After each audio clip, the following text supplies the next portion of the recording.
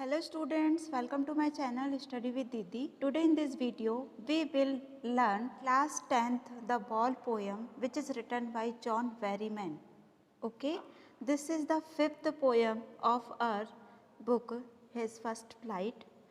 सबसे पहले ये जो पोएम है इसका हम इंट्रोडक्शन देखते हैं कि पोएम है किस बारे में। जैसे कि टाइटल से समझ में आ रहा है द बॉल पोएम, मतलब बॉल के बारे में तो है पोएम, बट क्या है बॉल, बॉल क्या है, क्या बॉल के बारे में बताया है या किस बारे में बताया है, ये हम सबसे पहले देखते हैं। देखिए पोएम किस बारे में। A boy losses a ball, एक जो लड़का होता है वो अपनी बॉल जो होता है वो खो देता है। ही वॉज वेरी अपसेट, वह बहुत ही अपसेट हो जाता है। A ball doesn't cost much, ball जो है उसकी बहुत ज़्यादा कीमत नहीं होती है। आप कम कीमत वाली बॉल्स भी ला सकते हैं, 10 रुपीज़, 20 रुपीज़, 50 रुपीज़, 100 रुपीज़ तक की बॉल्स ला सकते हैं, मतलब बहुत ज़्यादा कॉस्ट तो नहीं है। Nor is it difficult two by another balls, और किसी दूसरी बॉल को ख़रीदने में भी कोई डिफ़िकल्टी नहीं होती है, ईजिली मार्केट में अवेलेबल होती है। But why the boy was very upset, why the boy is upset. Read the poem to see what the poet thinks has been lost and what the boy has to learn from the experience of losing something.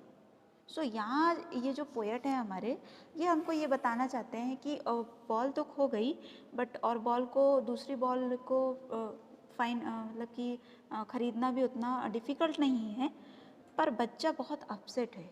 क्यों upset है? क्योंकि ball जो गुमी है उससे उस बच्चे का इतना ज़्यादा लगाव था कि यदि दूसरी बॉल भी उसको ला के दे दिया जाए तो वो उसके साथ उसका वो लगाव नहीं होने वाला, इसलिए बच्चा बहुत ज़्यादा अपसेट है। तो पोएट हमको यहाँ बताते हैं कि लाइफ में बहुत सारी बॉल ही नहीं, बहुत सारी ऐसी चीज़ें होती है जो गुम जाती है, खो जाती है, ख़राब हो जाती है। तो उसको किस प्रकार से हम बियर करना सीखें, किस प्रकार से हम अपनी लाइफ में जो लॉसेस हैं उनको एक्सेप्ट करना सीखें और आगे बढ़ना सीखें, यही हमको इस पोएम में पोएट चाहता है उस बच्चे को सिखाना। ठीक है, तो पोएम पढ़ते हैं हम, डिफ़िकल्ट वर्ड मीनिंग देखेंगे, उसी के साथ साथ इसकी एक्सप्लेनेशन देखेंगे, और इसी के साथ साथ किस लिटरेरी डिवाइस का इसमें यूज़ हुआ है वो भी हम देखेंगे। स्टार्ट करते हैं। What is the boy now, वह लड़का कैसा है। Who has lost his ball, जिसने अपनी बॉल खो चुका है। What is he to do, क्या करेगा वो लड़का, फिर से पूछते हैं वो। आई saw इट गो, मैंने देखा वह जा रही है। कौन जा रही है? बॉल। आई जो वर्ड है यहाँ पोएट के लिए यूज़ हुआ है and it is used for the ball. Okay, मतलब पोएट देख रहे हैं कि जो बच्चे की बॉल है वो जा रही है मैरीली बाउंसिंग, मैरीली मीन्स होता है हैप्पीली, बाउंसिंग मतलब उछलना, उछलती हुई, खुशी खुशी उछलती हुई, डाउन द स्ट्रीट, सड़क पे जाती है, स्ट्रीट मीन्स होता है सड़क, एंड देन, और उसके बाद, merrily over, then it is in the water, मतलब धीरे धीरे धीरे धीरे बाउंसिंग करते हुए गई, सड़क पे गई, देन उसके बाद कहाँ चली गई? वाटर में, पानी में जाके गिर गई। No use to say oh there are other balls, no use to say मतलब ये कहने का कोई मतलब नहीं है। उस बच्चे को यदि हम समझाएंगे कि कोई बात नहीं बेटा, दूसरी बॉल आ जाएगी, तो ये सब उसको समझाने का कोई मतलब नहीं निकलने वाला। Oh there are other balls, ये कहने का उसको कोई मतलब नहीं निकलने वाला, मतलब वो तो ऐसे खड़ा हो गया है एकदम और बिल्कुल उसी की ओर देखे जा रहा है। तो यदि उसको बोलेंगे कि ठीक है बेटा कोई बात नहीं दूसरी ला देंगे, तो भी वो कुछ ध्यान देने वाला नहीं है। An ultimate seeking grips fixed the ball, ultimate की मीनिंग क्या होती है? लास्ट, अंतिम। ओके, ग्रिफ मीन्स होता है सॉरो या शोक, जिसको हम कहेंगे। सेकिंग ग्रिफ की मीन्स क्या होती है? सैडनेस विच ग्रेटली अफेक्टेड, है ना, कोई सैडनेस जो है जो कि जिसने उस बच्चे को पूरी तरीके से क्या कर दिया है? सेक करके रख दिया। सेक मीन्स होता है हिला करके रख देना, मतलब ये जो अंतिम जो दुख हुआ उसको, जो बॉल के गुमने का, अंतिम बार उस बॉल को देख रहा है वो, तो उसने उस बच्चे को क्या कर दिया? एकदम seeking grip fixed the boy, fix कर दिया मतलब कि वो एकदम खड़ा हो गया है, स्टिफ टाइप तक खड़ा हो गया, दृढ़, कुछ नहीं समझ में आ रहा है उस बच्चे को। As he stand rigid trembling staring down, अब रिजिट की मीनिंग होती है स्टिफ हो जाना या दृढ़ हो जाना, एकदम स्थिर हो जाना। ट्रम्बलिंग, ट्रम्बलिंग मीन्स होता है कांपना, एंड स्टीयरिंग, स्टीयरिंग मीन्स होता है घूरना, मतलब वो लड़का जो है वहाँ स्थिर खड़ा हो गया है, काँप रहा है और उस बॉल को घूर रहा है। स्टीयरिंग मीन्स होता है घूरना। All his young days into the harbour where his ball band. All his young days, जितने भी यंग डेज थे, यंग डेज से इसका क्या संबंध है कि जितने भी दिन उसने बिताया है उस बॉल के साथ, मतलब बचपन में जितने भी उसने दिन क्या किया है उस बॉल के साथ खेला है, वो सब के सब कहाँ चले गए हैं, हार्बर, वो उस पानी में चले गए हैं उस बॉल के साथ। हार्बर क्या होता है, अ पोर्ट ऑफ शिप्स, जहाँ पे शिप्स रखी जाती है ना, बंदरगाह, वहाँ। तो वहाँ से वो धीरे धीरे धीरे धीरे बाउंसिंग होती हुई जो पानी में चली गई थी बॉल, उसको वो लड़का देखता है और उसके साथ जो थी वो सब कुछ कहाँ चली गई, पानी में चली गई है। I would not intrude on him, intrude की मीनिंग इंटरफेयर। तो पोएट कहते हैं कि मैं उस बच्चे की ये जो फीलिंग्स है, ये वो जो देख रहा है, उस पर मैं इंटरफेयर नहीं करना चाहता, दखल अंदाजी नहीं करना चाहता। A dime another ball is worthless now. A dime, dime क्या है, एक करेंसी है, ठीक है, जिसका मतलब होता है 10 सेंट्स। तो ये जो बॉल है वो 10 सेंट की या अ डाइम की आ जाएगी, एक डाइम की आ जाएगी, ठीक है। दूसरी बॉल आ जाएगी इज वर्थलेस, बस ये यूजलेस है, यूजलेस मतलब व्यर्थ है। यदि हम उसको बोलेंगे बेटा दूसरी बॉल आ जाएगी, कोई बात नहीं, तो वो कुछ नहीं सुनने वाला है। Now he sense first responsibility, वह क्या कर रहा है, सेंस कर रहा है, सीख रहा है क्या, उसकी फर्स्ट रिस्पॉन्सिबिलिटी, ठीक है। क्या, कौन सी responsibility, in a world of possession.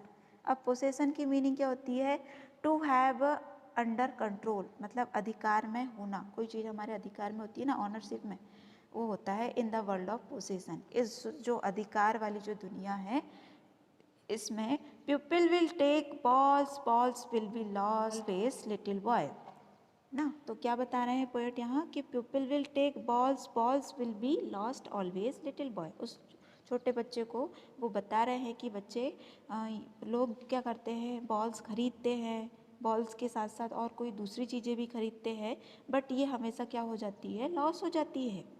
इतनी चिंता करने की ज़रूरत नहीं है, ये अधिकार वाली दुनिया है ना। आज किसी चीज़ पर आपका अधिकार है, आप किसी चीज़ के ऑनर हो, कल और कोई होगा, ठीक है।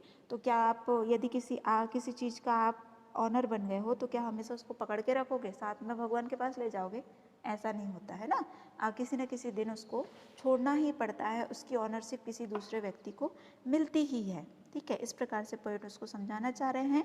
And no one buys a ball back, और कोई भी दूसरी बॉल खरीद नहीं सकता है। मनी इज़ एक्सटर्नल, क्योंकि मनी जो है वो बाहरी चीज़ है।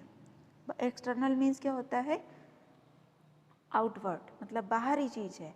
मतलब कहने का मतलब पोएट का यहाँ क्या है कि हाँ, बॉल, जैसे एग्जाम्पल यहाँ बॉल का दिया गया है, एक बॉल खो गई, दूसरी बॉल ला सकते हैं, बट उस पहली वाली बॉल के साथ जो उसकी फीलिंग्स जुड़ी हुई थी, जो अटैचमेंट था, क्या उस दूसरी बॉल के साथ हो सकता है, वो नहीं। मतलब मनी से सब कुछ खरीदा नहीं जा सकता, ठीक है। ही इज़ लर्निंग, वह सीख रहा है। Bell behind his desperate eyes, desperate means होता है उदासी भरी आंखें, ठीक है। आइज आँखों से, डिस्परेट आइज एक्सट्रीमली डिसअपॉइंटेड, मतलब बहुत ही हताश हुई हुई आँखों से वह क्या सीख रहा है, to epistemology of loss. Epistemology of loss का मतलब क्या होता है, किसी चीज़ को खो देने का ज्ञान, ठीक है। वो ज्ञान को वो क्या कर रहा है, सीख रहा है, लर्न कर रहा है अभी। हाउ टू स्टैंड अप, यदि आपकी कोई चीज़ खो जाती है, उसके बाद आपको कैसे फील करना है, कैसे रिएक्ट करना है, और उसके बाद फिर से कैसे स्टैंड अप होना है, यही वो बच्चा अब सीख रहा है। Knowing what every man must one day know, जो कि हर कोई व्यक्ति कभी ना कभी, हर दिन, मतलब किसी न किसी दिन, कोई हर एक व्यक्ति को किसी न किसी दिन इस चीज़ का ज्ञान सीखना ही होता है। And most know many days, और बहुत सारे लोग पहले से ही इस बात को जानते हैं कि किस प्रकार से यदि कोई चीज़ हमारी खो गई है, कुछ गुम गया है, कुछ लॉस हो गया है, तो उसको हमको कैसे, उस टाइम पे हमको कैसे रिएक्ट करना है, और उसके बाद फिर कैसे स्टैंड अप होना है। यही सब कुछ हर एक व्यक्ति को एक दिन सीखना ही पड़ता है। मतलब पोएट यहाँ क्या चाहते हैं, उस लड़के को ये लर्न कराना चाहते हैं, सिखाना चाहते हैं कि how to bear the loss को किस प्रकार से बियर करना है, कोई चीज़ यदि हमसे खो गई है, गुम गई है, तो कैसे स्टैंड अप होना है। बस पोएट का यही सिखाने का उद्देश्य था। तो इस प्रकार से हमारी ये पोएम होती है फिनिश। अब देखते हैं कि इस जो पोएम है इसमें कौन कौन सी लिटरेरी डिवाइस यूज़ हुई है। फर्स्ट लाइन में ही आप देखेंगे कि देखिए फर्स्ट और second line, what is the boy now who has lost his ball, what is he to do. ठीक है, तो ये जो फर्स्ट लाइन है और जो सेकंड लाइन है दोनों ही एक सेम वर्ड से स्टार्ट हो रही है, व्हाट। तो ये जो इस प्रकार से एक ही वर्ड से दो लाइनें यदि स्टार्ट होती हैं तो यहाँ पे होता है एनाफोरा। उसी के साथ साथ थर्ड और फोर्थ लाइन आप देखेंगे यहाँ पे भी आपको एनाफोरा दिखाई देगा। कैसे, merrily bouncing down the street and then merrily over there is it in the water. ठीक है, तो यहाँ थर्ड लाइन देखिए मैरिली और फोर्थ लाइन भी मैरिली, सेम वर्ड से दोनों लाइनें स्टार्ट हो रही हैं। So here also the literary device anaphora. Okay, फिर इसके बाद देखिए आप सेकंड लाइन यहाँ पे देखिए, what is he to do. Okay, ये देखिए यहाँ पे क्या हुआ है, एक ही वर्ड एक ही लाइन में दो बार रिपीट हुआ है, what is he to do. तो यहाँ एक ही वर्ड का जब बार बार रिपीटेशन होता है तो वहाँ पे कौन सी लिटरेरी डिवाइस होती है, रिपीटेशन। तो यहाँ रिपीटेशन हो गई। इसी प्रकार से एक और रिपीटेशन यहाँ पे यूज़ हुई है, देखो ये वाली लाइन में, balls will be lost always little boy. तो यहाँ देखिए बॉल्स एक ही वर्ड का दो बार रिपीटेशन हुआ, मतलब यहाँ रिपीटेशन हो गया। ठीक है, इसके बाद एक और लिटरेरी डिवाइस इसमें यूज़ हुई है, वो है इसकी नीचे वाली लाइन देखिए, and no one buys a ball back. देखिए यहाँ पे जो बी साउंड है इसका बार बार क्या हुआ है, रिपीटेशन। जब बी क्या है, एक कंसोनेंट साउंड है। कंसोनेंट साउंड का जब बार बार रिपीटेशन होता है तो वहाँ क्या होता है, एलिट्रेशन। तो हेयर एलिट्रेशन लिटरेरी डिवाइस का यूज़ हुआ है। ठीक है, तो इस प्रकार से कुछ 4 लिटरेरी डिवाइस इसमें यूज़ हुई है। और यदि आप देख सकते हैं तो और भी आपको मिल सकती हैं। और यदि आपको लिटरेरी डिवाइस में कोई प्रॉब्लम है तो आप लिटरेरी डिवाइस का वीडियो देख करके क्लियर कर सकते हैं। तो इस प्रकार से होती है हमारी the ball poem. I think आपको अच्छा लगा होगा, समझ में आया होगा। यदि अच्छी लगी होगी तो please like and subscribe my channel. Thank you for watching my video.